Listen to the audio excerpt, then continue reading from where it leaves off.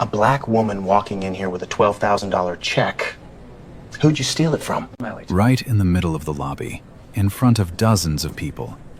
A branch manager said that straight to the face of a 62-year-old mother, a customer of this bank for 12 years. I have every document you need. Process my check. He laughed. Then he snatched the check right out of her hands, tore it in half, tore it again, right in front of everyone.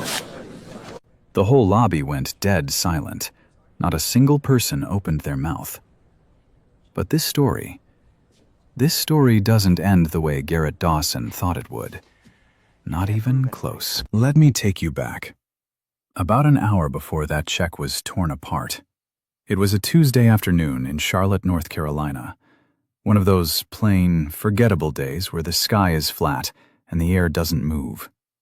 The kind of day where nothing is supposed to go wrong. Sylvia Stewart stepped off the city bus at the corner of Worthington Avenue. She was 62 years old. She worked 2 jobs, weekday mornings at a dry cleaner, weekend nights restocking shelves at a grocery warehouse. Her knees hurt when it rained. Her hands were rough from years of work she never complained about. She kept her hair pulled back, her clothes clean, and her dignity in a place no one could reach. Today was supposed to be a good day. Inside her purse was a manila envelope. Inside the envelope was a check for $12,000. An insurance settlement she'd been chasing for 3 months. Phone calls, paperwork, being put on hold for 45 minutes just to be transferred to someone who put her on hold again. But finally, the check had come, and every dollar of it was going toward her medical bills. A procedure she'd already postponed twice because the money wasn't there. Today, it was. Sylvia walked into the Heritage Federal Bank branch on Worthington Avenue, the same branch she'd been using for 12 years. Same glass doors, same gray carpet, same row of teller windows behind the same polished counter. She walked up to the counter and set her envelope down. Colleen Price, a young teller, mid-20s, 3 months on the job, smiled at her. "How can I help you today, ma'am?" "I'd like to deposit this into my account, please." Colleen took the check, typed the account number into her system, and nodded. "Sure thing. Just give me 1 moment to pull this up." Everything was normal. Everything was the way it was supposed to be. A customer, a teller, a routine transaction on an ordinary Tuesday. Then a shadow moved behind the counter. Garrett Dawson, branch manager. Late 30s, pressed shirt, polished name tag sitting just right on his chest. He glanced at Colleen's screen, then at the check, then at Sylvia.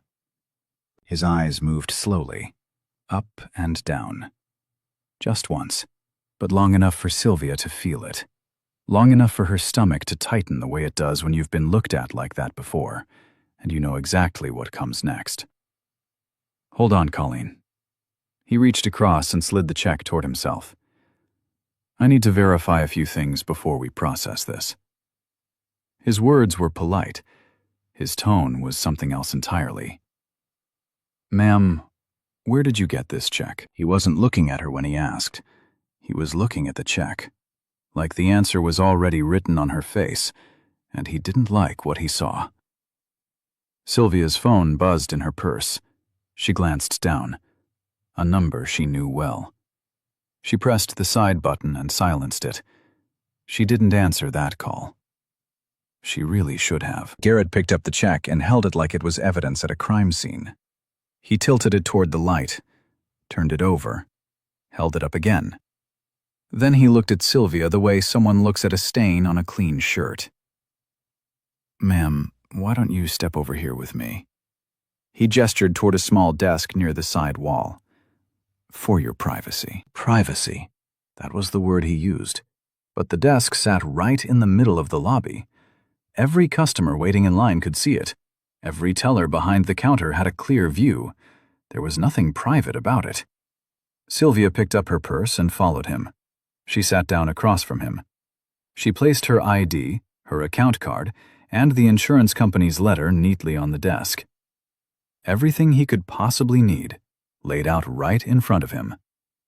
Garrett didn't touch any of it. Instead, he leaned back in his chair and started asking questions.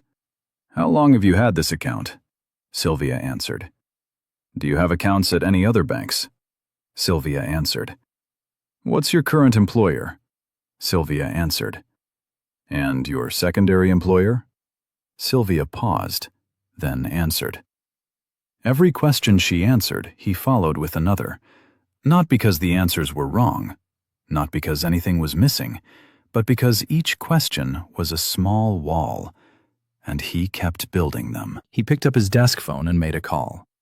He spoke quietly, turning his body slightly away from Sylvia. But not enough. She could hear the words. Flagged transaction. Verification hold. Non-standard deposit. Non-standard. That's what he called a perfectly valid insurance settlement check from a nationally recognized provider. Sylvia leaned forward. "Is there a problem with my check?" Garrett hung up the phone and gave her a thin smile, the kind that isn't really a smile at all. "We just have to be careful, ma'am, for your protection." For her protection. Like she was the threat. Like she was the thing this bank needed protection from. Two customers in line glanced over. One woman nudged the man next to her. They whispered something, then looked away. Nobody said a word. Garrett disappeared for a few minutes. When he came back, he sat down and folded his hands on the desk like a principal about to deliver bad news to a student. "So here's the situation, ma'am. There's a hold issue on your account. I'm not going to be able to process this check today." Sylvia's jaw tightened, but her voice stayed level. "A hold issue? What kind of hold issue?" "It's an internal flag, system-generated." "Can you show me?" "It's not something I can pull up on screen for customers." "Then can you tell me what triggered it?" "Company policy, ma'am. Manager's discretion." Manager's discretion. Not a regulation. Not a banking code. Not a system alert. Just his discretion. His word. His say-so. That was all it took to stop a 62-year-old woman from accessing her own money. Sylvia straightened her back. "I want to see that policy in writing." The thin smile disappeared. Garrett's face went flat. He leaned forward, and this time he didn't lower his voice. He wanted the room to hear. "Ma'am, I am trying to help you. But if you're going to be difficult about this, I'm going to have to ask you to come back another day, with more documentation." More documentation? She had already given him everything. ID, account card, insurance letter, the check itself. What more documentation could he possibly need? A voice came from behind Sylvia. Firm, calm, but loud enough to cut through the silence. "She's not being difficult. She's asking you a question." It was Diane Moore, 68 years old, retired school teacher. She'd been standing in line for 20 minutes, watching every second of this. She wasn't the type to stay quiet. 34 years in a classroom had made sure of that. Garrett turned to her slowly. "Ma'am, this doesn't concern you. Please wait your turn. It concerns me because I'm standing right here watching it happen. If you'd like to file a complaint, you're welcome to do so after your transaction. But right now, I need you to step back." Diane opened her mouth to respond, but something in Garrett's expression stopped her. Not his authority, his willingness to escalate. She could see it. The way his shoulders squared, the way his eyes narrowed. This was a man who would call security on a 68-year-old woman without blinking. Diane stepped back. The lobby went quiet again. Behind the counter, Colleen Price shifted on her feet. She looked at her screen. She looked at Garrett. She knew what the system said.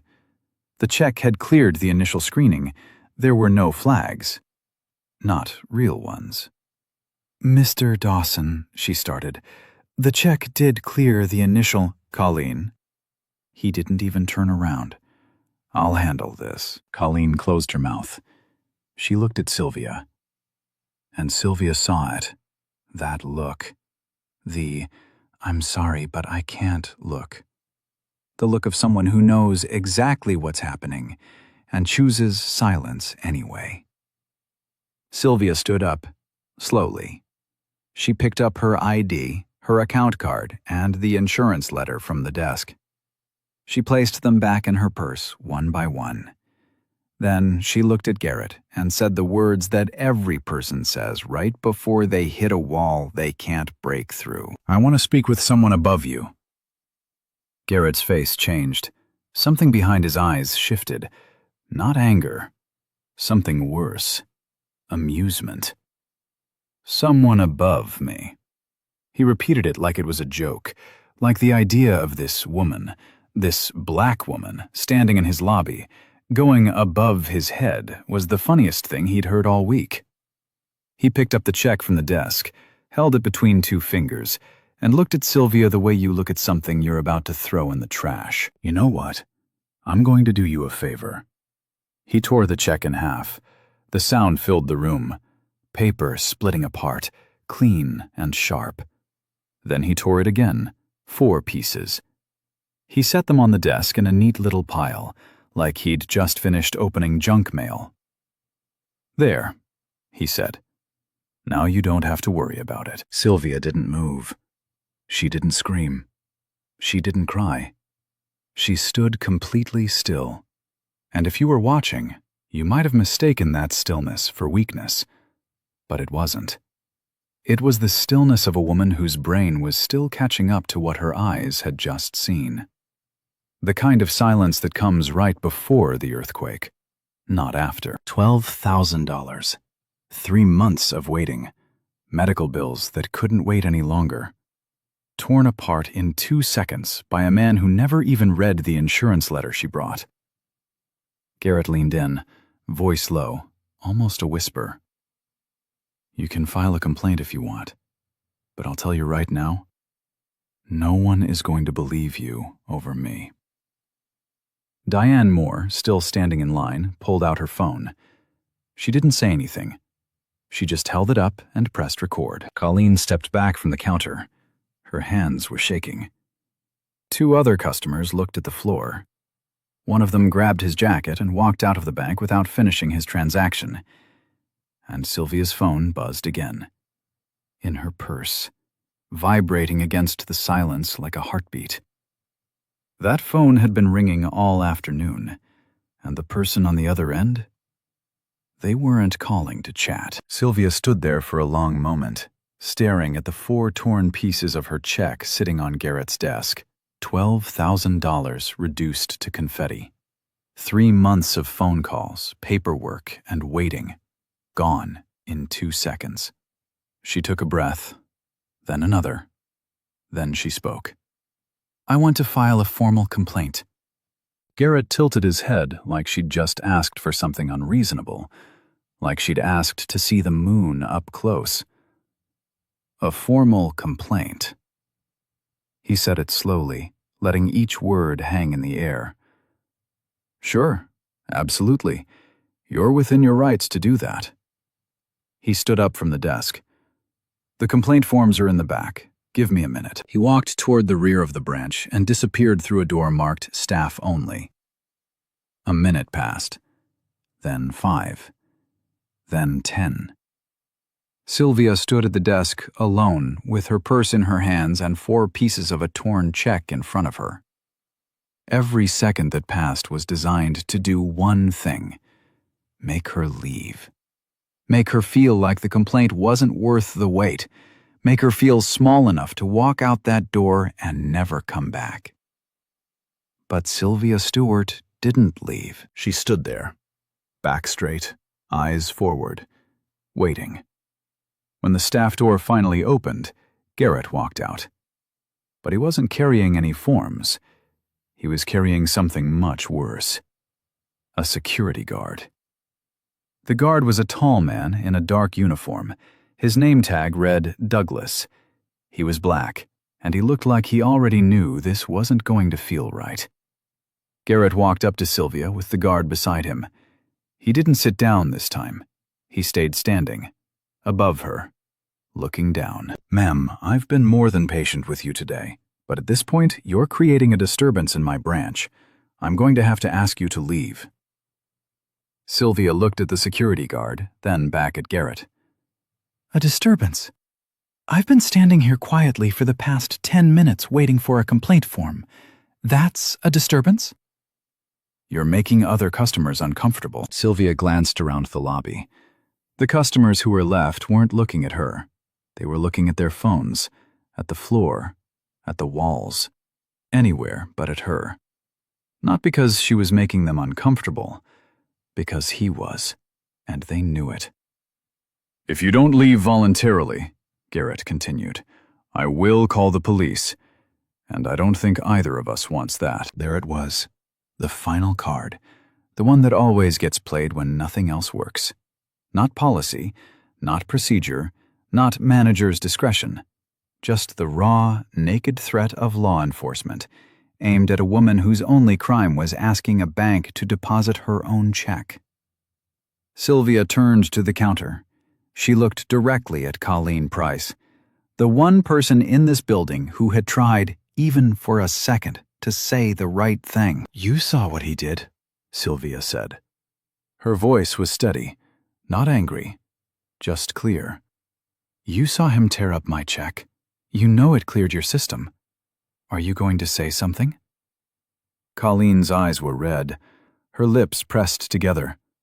She looked at Garrett, who was watching her with the kind of look that said, "Choose your next words very carefully." Then Colleen looked at the floor. I'm sorry, ma'am." Sorry. That was all she had. Not because she didn't care, but because she was 24 years old, 3 months into this job, and the man who signed her paychecks was standing 5 feet away, daring her to speak. Sylvia nodded, not in agreement, in understanding. She understood exactly what kind of room she was standing in. A room where doing the right thing costs more than staying silent. A room where everyone could see the fire, but nobody was willing to pull the alarm. Garrett turned to the security guard. "Douglas, please escort this woman out." Douglas didn't move right away. He looked at Sylvia. He looked at Garrett. Something passed across his face. The kind of conflict you can see but can't name. The pull between a paycheck and a conscience. "Sir," Douglas said quietly, "she hasn't done anything." Garrett's nostrils flared. "Excuse me?" "She's just standing here, sir. She hasn't raised her voice. She hasn't threatened anyone. She's just—" "Do your job." Garrett's voice dropped low and hard. "Or I will find someone who will. Are we clear?" Douglas swallowed. He turned to Sylvia. "Ma'am, I'm sorry. I'm going to have to ask you to come with me." Sylvia looked at him. She could see it. The apology behind his eyes. The "I know this is wrong, but I can't afford to lose this job" look. She'd seen that look on a lot of faces today. She picked up her purse. She straightened her coat. And she looked at Garrett one last time. "You tore up a check from my medical bills. That money was real. My life is real.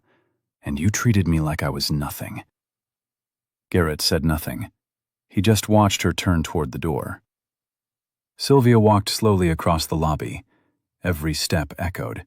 Every pair of eyes followed her, the same eyes that had looked away when she needed them. Now they watched. Now that it was too late to matter. She reached the glass door. Douglas held it open for her. And right there, right at the threshold between inside and outside, between humiliation and the cold air of the parking lot, her phone rang again. This time she answered. She pressed the phone to her ear, and the voice on the other end said 5 words. "Mom, stay right where you are." Sylvia stopped walking. Her hand was still on the door. Her feet were still on the threshold. She didn't step outside. She didn't turn around. She just stood there and waited. Something was coming. She could hear it in his voice. Her son didn't say, "Are you okay?" He didn't say, "What happened?" He said, "Stay right where you are," like a man who already knew everything and was already on his way. Garrett Dawson was straightening his tie behind the counter, satisfied. Another problem handled, another situation under control. He had no idea that the situation had just slipped completely out of his hands. Let me take you somewhere else for a moment. 30 miles north of that bank branch. Heritage Federal Bank Course Regional Headquarters, a glass and steel building on the 12th floor of a corporate tower in uptown Charlotte. That's where Nathan Stewart was sitting when his world tilted. Nathan was 32 years old, Senior Vice President of Regional Compliance at Heritage Federal, the parent company that owned over 200 branches across the Southeast, including the one on Worthington Avenue. He'd spent the last decade climbing through the ranks, quietly, methodically, without fanfare. Most people in his life didn't fully understand what he did, his mother included. Sylvia knew her son worked at a bank. She knew he wore a suit. She knew he was doing well, but she didn't know the scope. She didn't know that the man who called her every Sunday morning and brought her groceries on the first of every month had the authority to shut down any branch in the region with a single phone call. Nathan kept it that way on purpose. Not out of secrecy, out of separation. He never wanted his mother to feel like she needed to drop his name to be treated right. She shouldn't have to. Nobody should. But that Tuesday afternoon, his assistant knocked on his office door with a printout that changed everything. "Sir, there's an unusual fraud hold flagged on an account at the Worthington branch. The account name is Stewart.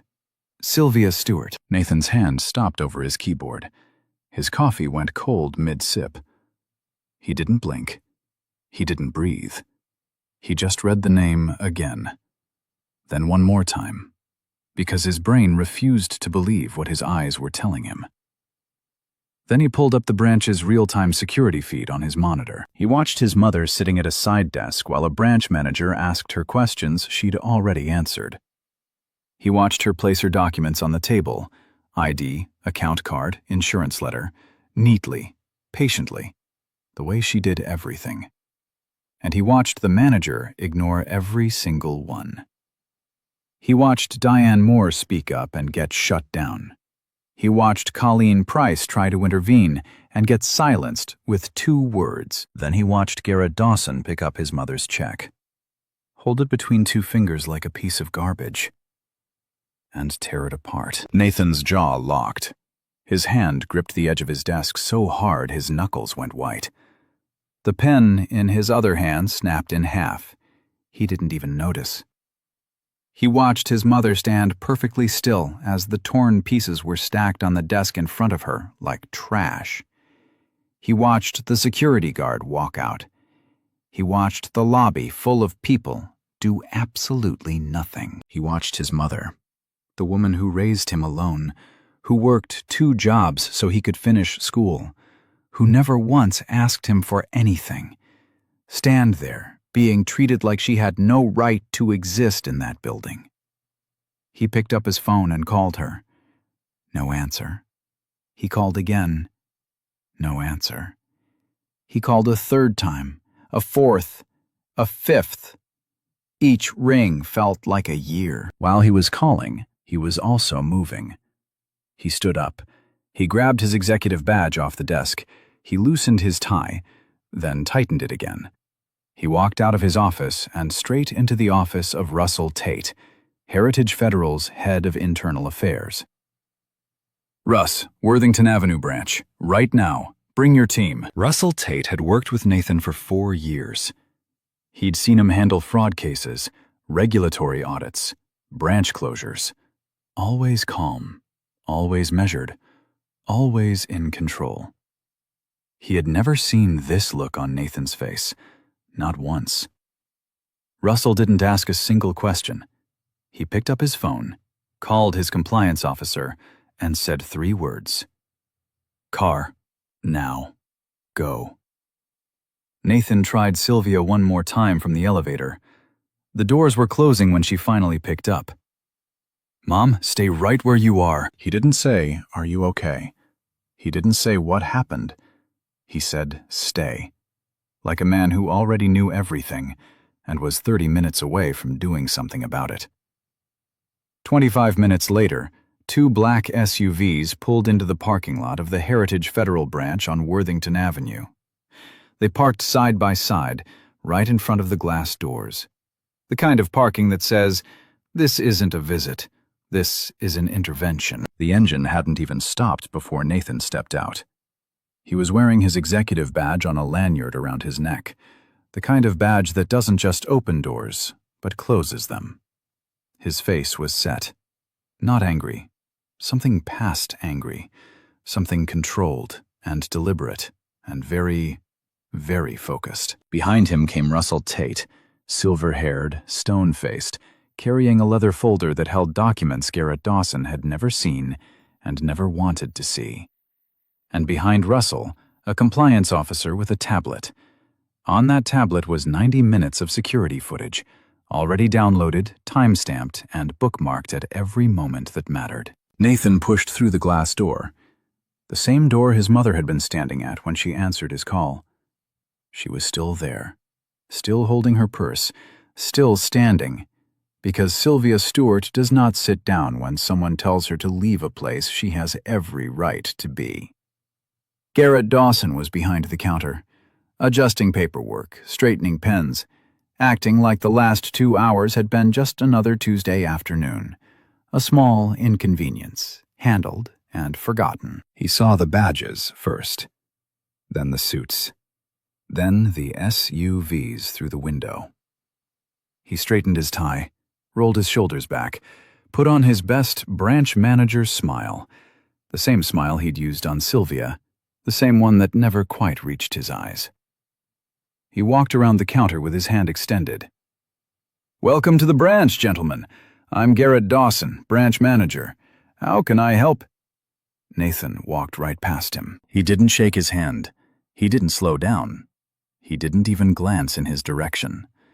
He walked straight across the lobby, past the side desk, past the teller counter, past every silent face that had watched his mother be humiliated, and stopped in front of Sylvia.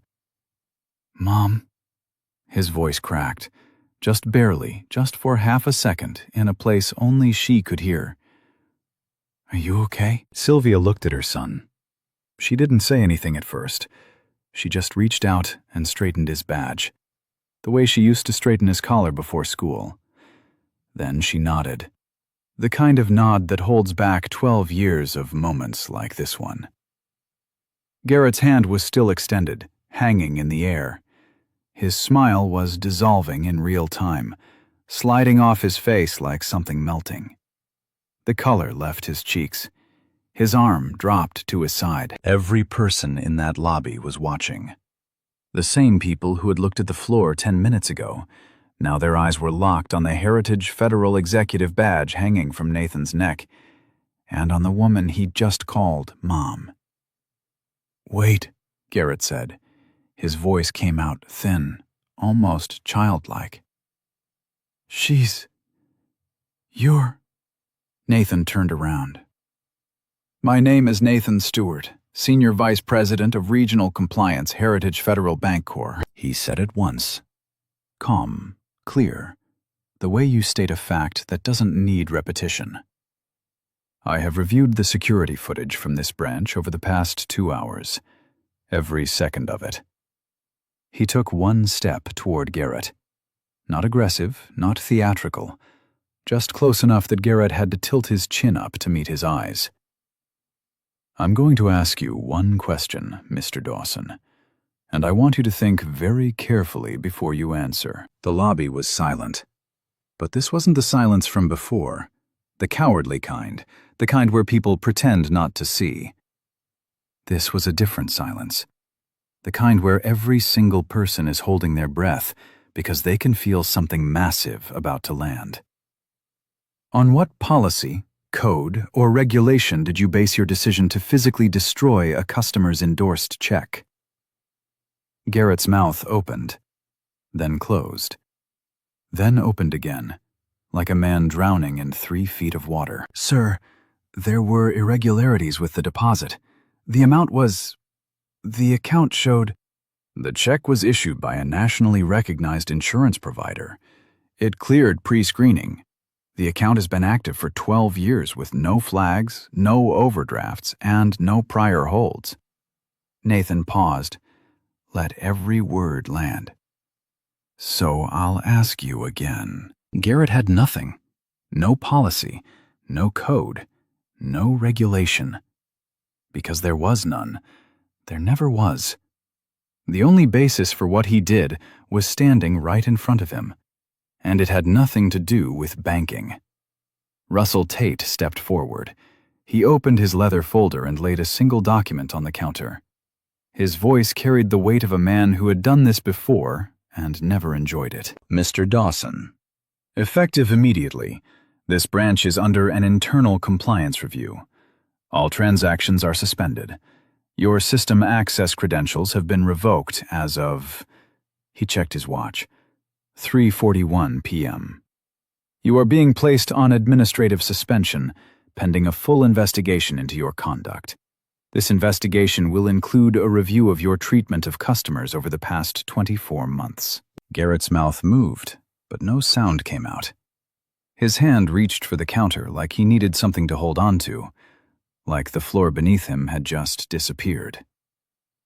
The compliance officer turned the tablet screen toward the lobby. The footage played silently. Garrett snatching the check, tearing it, leaning into Sylvia's face, calling security. Every frame, every second. Every person in that lobby could see exactly what had happened, including the people who had pretended not to. And this time, nobody looked at the floor. Diane Moore, still standing in line with her phone raised, let out a breath she'd been holding for 2 hours. Then she whispered 2 words under her breath. About time. For a moment, nobody moved. The footage was still glowing on the tablet screen. Garrett's face, caught mid-sneer, mid-tear, mid-threat, frozen in high definition for every person in that lobby to see. The same lobby where he'd stood over Sylvia Stewart like he owned not just the branch, but every person inside it. Nathan turned away from Garrett. He didn't look at him again. Instead, he turned to face the room. He didn't raise his voice. He didn't need to. When a man holds that kind of authority and chooses to speak quietly, every word becomes a hammer. My mother came to this branch today to deposit a check for her medical bills. Money she waited 3 months to receive. She walked in with every document required.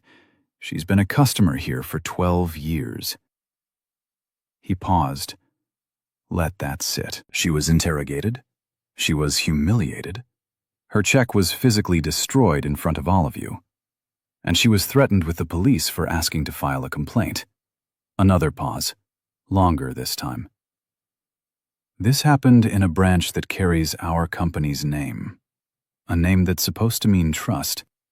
A name that's supposed to mean every person who walks through that door gets treated with the same respect, regardless of what they look like. He let the silence do its work.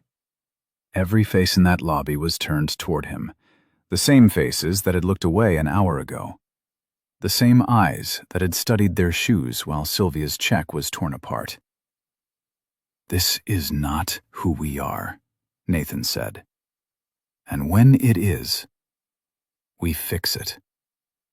Then he turned to Colleen Price. She was still standing behind the counter. Her eyes were red. Her hands were clasped together so tightly her fingers had gone white. She looked like someone bracing for impact, like she was next. Colleen. She flinched. I saw the footage. All of it. Nathan's voice softened. Not by much, but enough. I saw you try to speak up. I saw you tell Mr. Dawson that the check had cleared the system. And I saw him shut you down. Colleen's chin trembled. She pressed her lips together hard. That took courage, Nathan said. You were the only employee in this building who tried to do the right thing.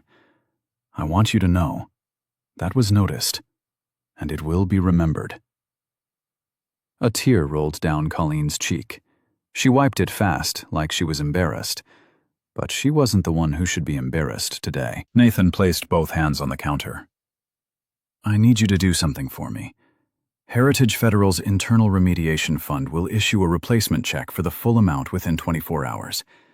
When it arrives, I want you to process it personally. No holds, no flags, no delays. Can you do that? Colleen nodded. Yes, sir. Thank you. He turned next to Diane Moore. She was still standing in line, still holding her phone up, still recording. She hadn't moved from that spot since the moment Garrett tore the check. 34 years of teaching had taught her one thing above all else. When something wrong is happening, you document it. Ma'am, Nathan said. Thank you for recording what happened today. That footage, along with ours, will be part of the formal investigation. Would you be willing to provide a written statement? Diane lowered her phone. She looked at Nathan, then at Sylvia, then back at Nathan. Gladly, she said. I've been waiting for someone to ask. A sound rippled through the lobby. Not applause, not words, just a shift.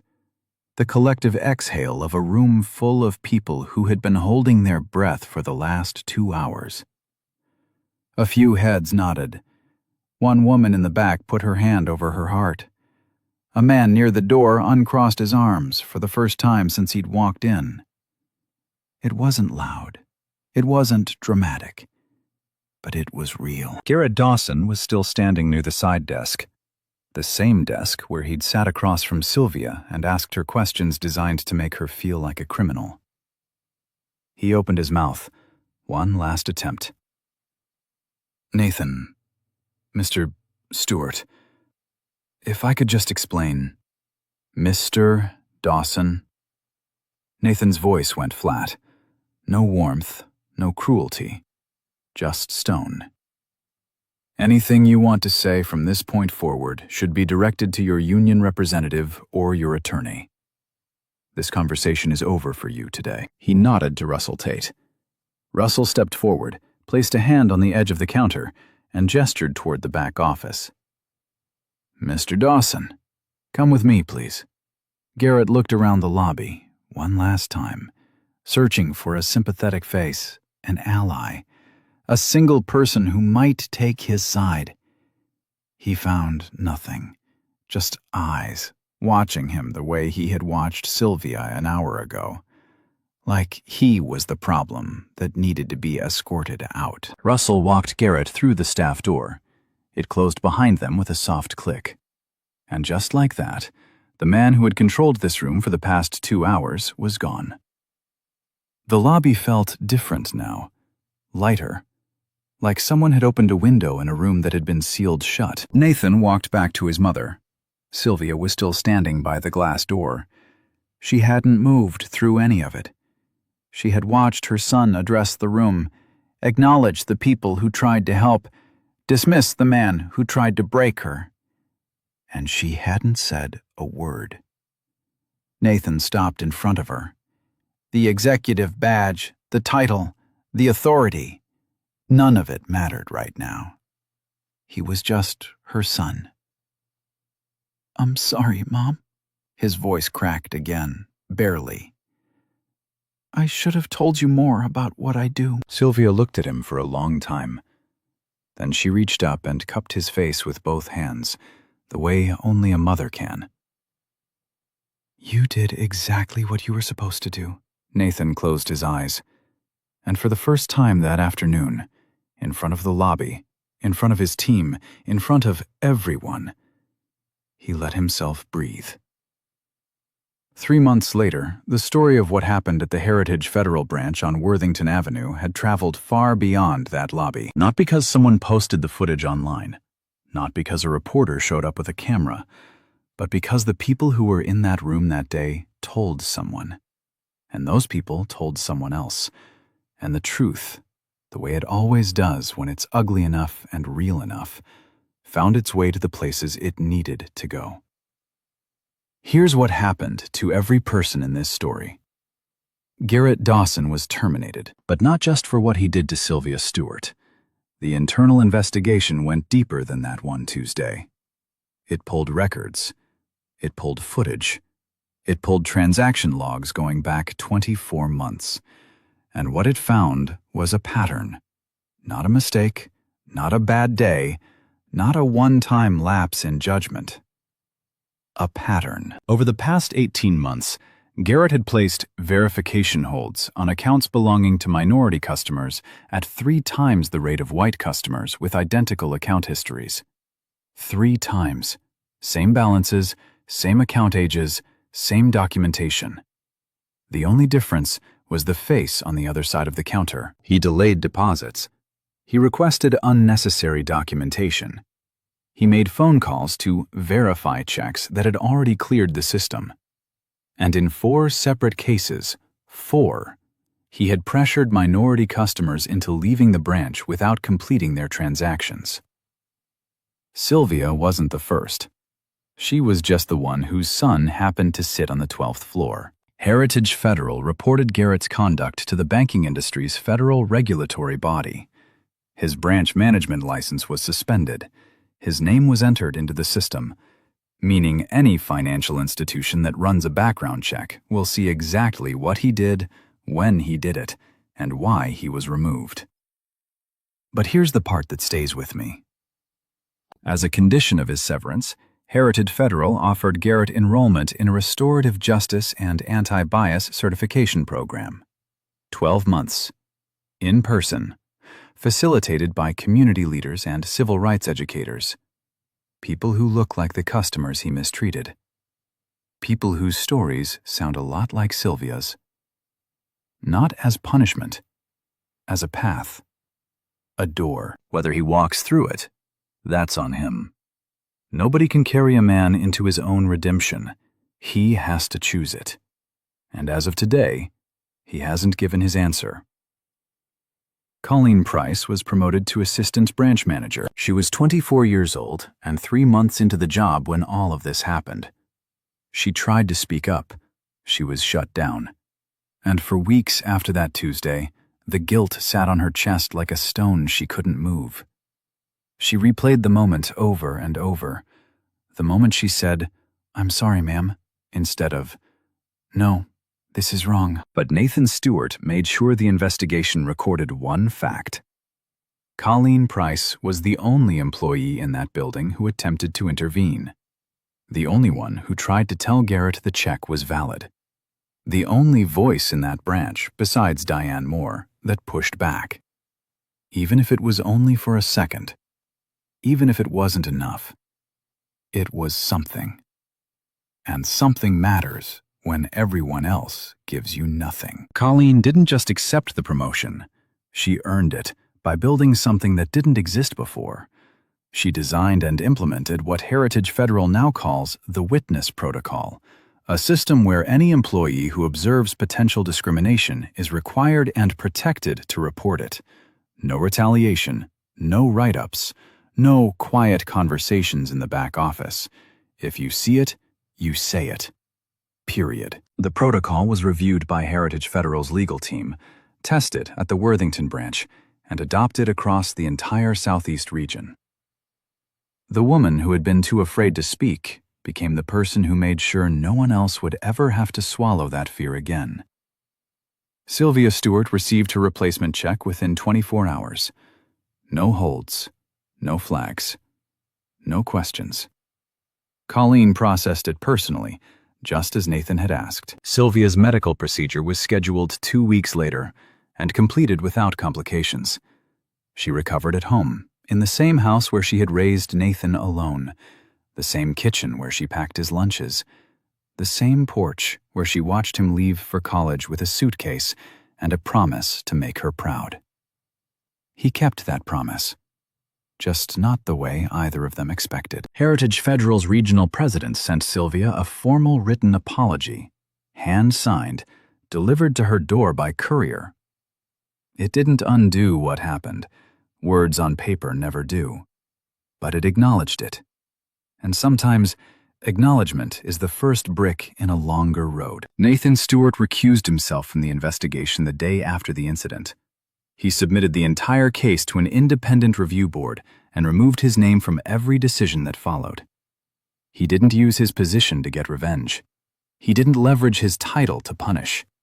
He didn't make it personal, even though it was the most personal thing that had ever happened to him. He used his authority for exactly one thing: to make the system work the way it was always supposed to. He didn't flip the table. He fixed it. Heritage Federal Bancorp mandated company-wide reform. Bias awareness training became mandatory across all 216 branches, with annual recertification required for every employee from teller to regional director. The Worthington Avenue branch was temporarily closed, fully restructured, and reopened 60 days later under new management. A dedicated compliance hotline was established, a direct line for customers to report discriminatory treatment straight to the regional office, bypassing branch managers entirely. No gatekeepers, no complaint forms in the back. Just a phone number and a person on the other end who is required to listen. The system didn't just apologize, it changed. Not because it wanted to. Not because it woke up one morning and decided to be better, but because one woman stood her ground when every person in the room expected her to leave. Because one son used his power for the right reasons. And because one moment, one ugly, undeniable moment, forced an institution to look in the mirror and deal with what it saw. A Sunday morning, 3 months after the day that changed everything, Sylvia Stewart is sitting on her front porch, a cup of coffee in her hand, the steam curling up slow and lazy into the morning air. The street is quiet. Birds are doing their thing. The sun is warm on her face, the kind of warm that doesn't ask for anything, just gives. Her phone rings. "Hey, Mom. Hey, baby. You need anything from the store?" "Just you. Come sit with me when you get here." She hangs up, takes a sip, closes her eyes. A normal call.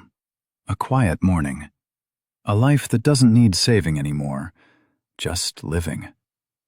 Not long ago, this woman was standing in a bank lobby being told she didn't belong, being told her money wasn't real, being told to get out before the police came. And now she's here. Coffee, sunlight, her son on the way.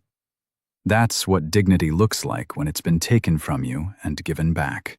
He tore her check in half, looked her in the eyes, and said, "No one is going to believe you over me." He was wrong, but here's what I keep thinking about.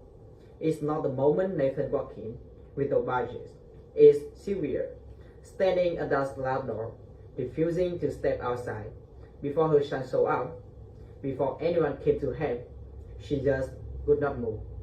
12 years as a customer, 2 jobs, a check for her medical bills, and a man who saw none of that, because he never looked past her skin.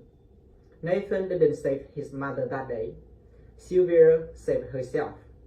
The moment she decided she wasn't leaving, what Nathan does would make sure the system that failed her could never fail someone else the same way. That's the difference between revenge and justice. Revenge flipped the table.